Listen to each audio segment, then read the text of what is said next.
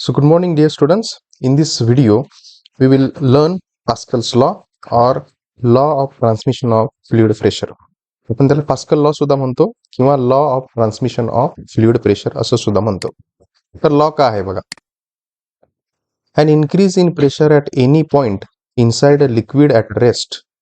जे liquid rest मध्ये आहे त्या लिक्विडच्या कोणत्याही पॉइंटला any point if you increase the pressure, तिथं जर आपण प्रेशर वाढवलं, then that pressure is transmitted equally and without any change.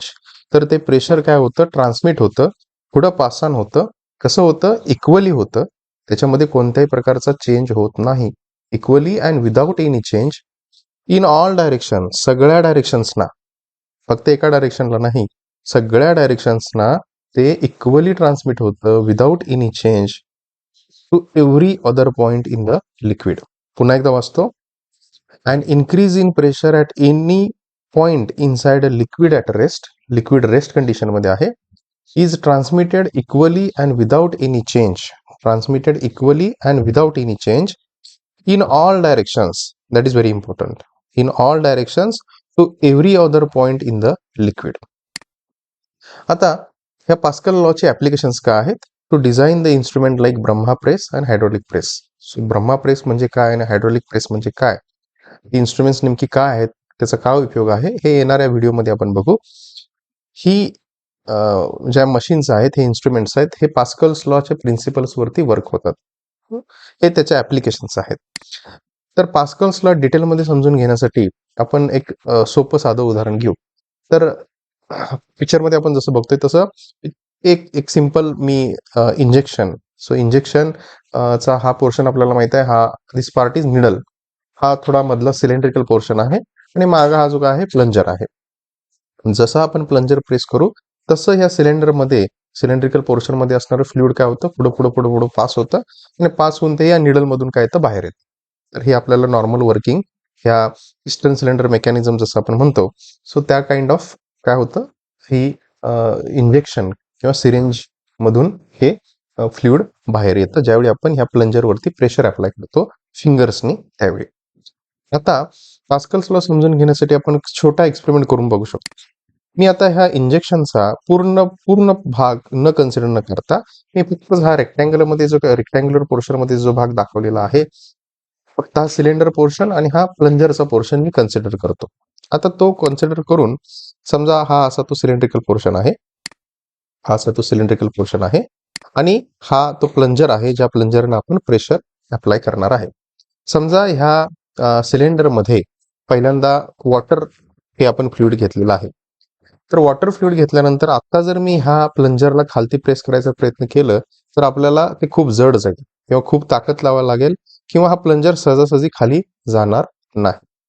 पण तेच आता मी काय केलं, तो सिलेंड्रिकल जो काय पोर्शन होता, ह्या सिलेंड्रिकल पोर्शन्स वरती हे असे होल्स क्रिएट केले.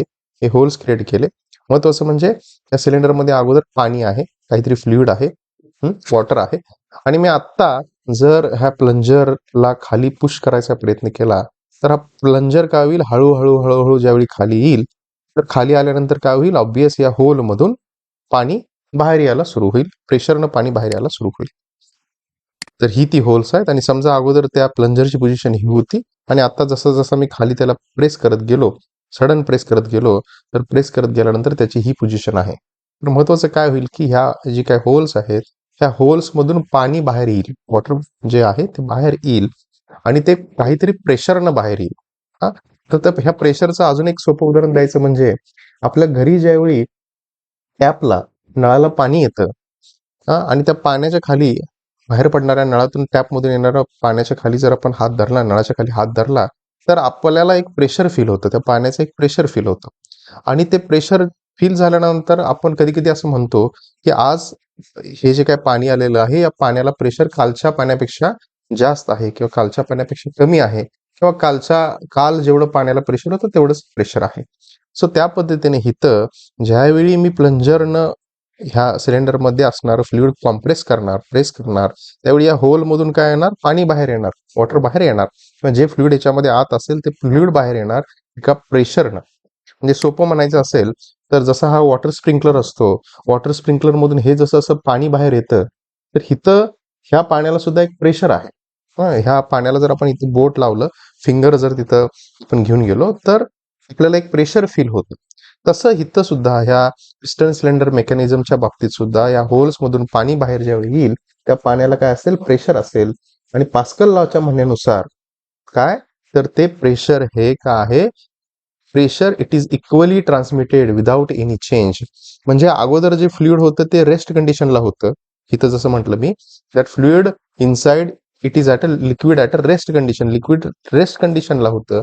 आणि रेस्ट कंडिशन मध्ये असणाऱ्या त्या लिक्विडला ज्यावेळी आपण प्लंजरनं कॉम्प्रेस केलं, त्यावेळी प्रेशरनं हे असं पाणी त्यातून बाहेर आलं. आणि ह्या बाहेर येणाऱ्या पाण्याचं प्रेशर हे काय आहे, इक्वल आहे. आणि इथं जर तुम्ही डायरेक्शन सुद्धा बघितली, इथं जशी आपल्याला डायरेक्शन काय दिसते, सेम दिसते, सगळीकडे डायरेक्शन सेम दिसते, तसं इथं सुद्धा in all directions to every other point in the liquid.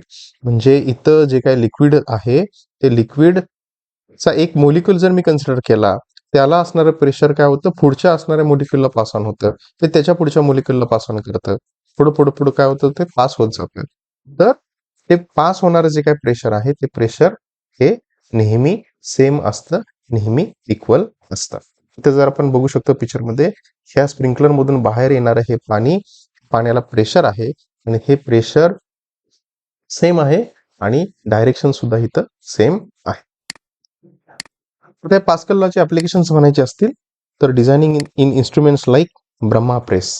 आता ब्रह्मा प्रेस म्हणजे काय आहे आणि त्याचं वर्किंग कसं होतं हे आपण नेक्स्ट व्हिडिओमध्ये डिटेलमध्ये बघू. तिथं त्याचे ऍप्लिकेशन सुद्धा काय आहेत ते सुद्धा आपण डिटेलमध्ये बघू. तसंच हायड्रॉलिक प्रेस, हायड्रॉलिक प्रेस म्हणजे सुद्धा काय असते, त्याचं काय ऍप्लिकेशन आहे हे सुद्धा आपण येणाऱ्या व्हिडिओमध्ये बघू. त्याच्यानंतर तिसरं ऍप्लिकेशन मला जर म्हणायचं असेल तर Pascal law principle it is used in development of hydraulic brakes in automobiles. Vehicles जे असतात, व्हेकल्स मला रेस्ट कंडिशनला आणायचे असतील, त्याला ब्रेक जर अप्लाय करायचा असेल, तर तो ब्रेक अप्लाय करण्यासाठी सुद्धा पास्कल लॉचं जे काही प्रिन्सिपल आहे, इथं ही एक डिस्क आहे. आणि ही डिस्कचं जे काय रोटेशन आहे, हे डिस्कचं रोटेशन थांबवायचं मला जर असेल, तर ते आपण पास्कल लॉचा प्रिन्सिपलचा यूज करून हायड्रॉलिक ब्रेकमध्ये जे काही यूज केलं जातं ऑटोमोबाईल्समध्ये. So it is one of the application of the Pascal law. Thank you.